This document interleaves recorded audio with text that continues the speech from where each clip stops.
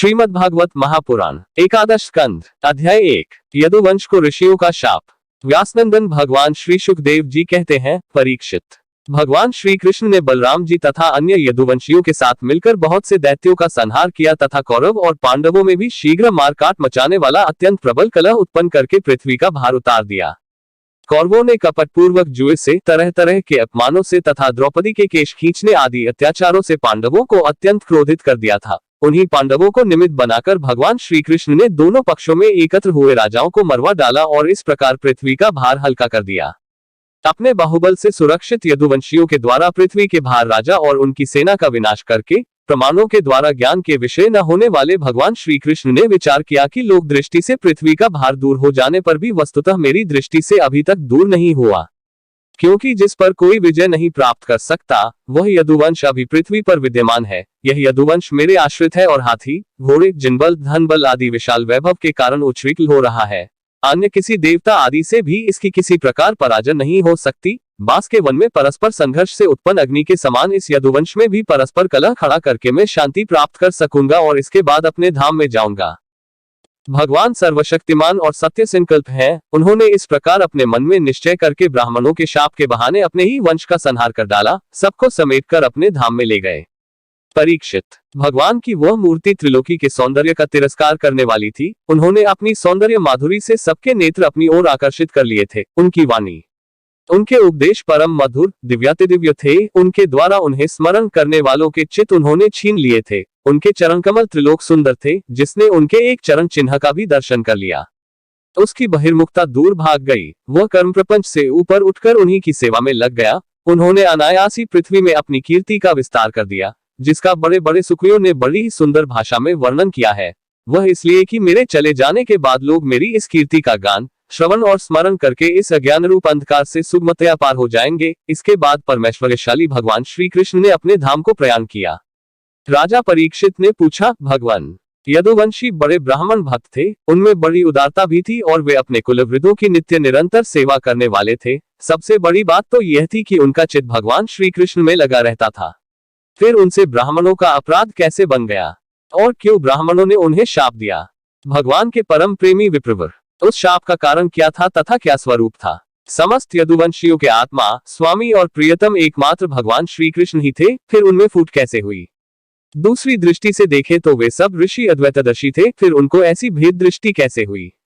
यह सब आप कृपा करके मुझे बतलाइए।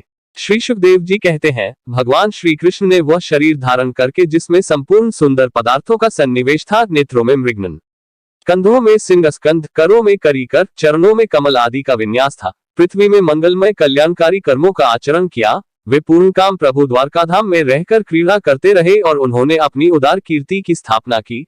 जो कीर्ति स्वयं अपने आश्रय तक का दान कर सके वह उदार है। अंत में श्रीहरि ने अपने कुल के संहार उपसंहार की इच्छा की, क्योंकि अब पृथ्वी का भार उतरने में इतना ही कार्य शेष रह गया था।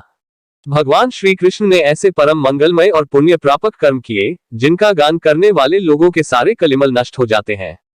अब भगवान श्री कृष्ण महाराज उग्रसेन की राजधानी द्वारकापुरी में वसुदेव जी के घर यादवों का संहार करने के लिए काल रूप से ही निवास कर रहे थे। उस समय उनके विदा कर देने पर विश्वामित्र, असित, कव, दुर्वासा, भृगु, अंगिरा, कश्यप, वामदेव, अत्रि, वशिष्ठ और नारद आदि बड़े बड़े ऋषि द्वारका के पास ही पिंडारक क्षेत्र में जाकर निवास करने लगे थे।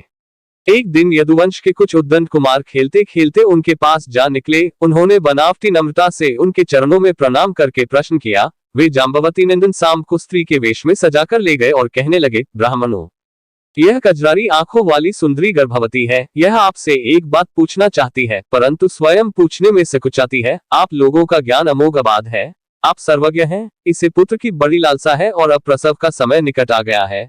आप लोग बतलाइए, यह कन्या जानेगी या पुत्र?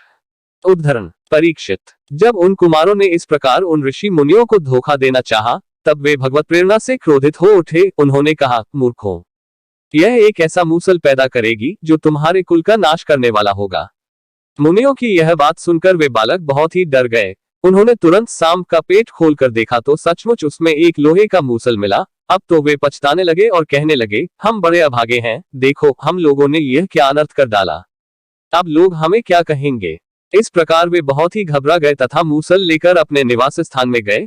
उस समय उनके चेहरे फीके पड़ गए थे, मुख कुम्हला गए थे। उन्होंने भरी सभा में सब यादवों के सामने ले जाकर वह मूसल रख दिया और राजा उग्रसेन से सारी घटना कह सुनाई। राजन, जब सब लोगों ने ब्राह्मणों के शाप की बात सुनी और अपनी आंखों से उस मूसल को देखा, तब सबके सब द्वारकावासी विस्मित और भयभीत हो गए, क्योंकि वे जानते थे कि ब्राह्मणों का शाप कभी झूठा नहीं होता।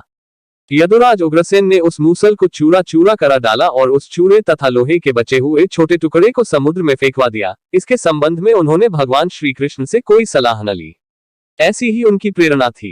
परीक्षित, उस लोहे के टुकड़े को एक मछली निगल गई और चूरा तरंगों के साथ बह बहकर समुद्र के किनारे आ लगा।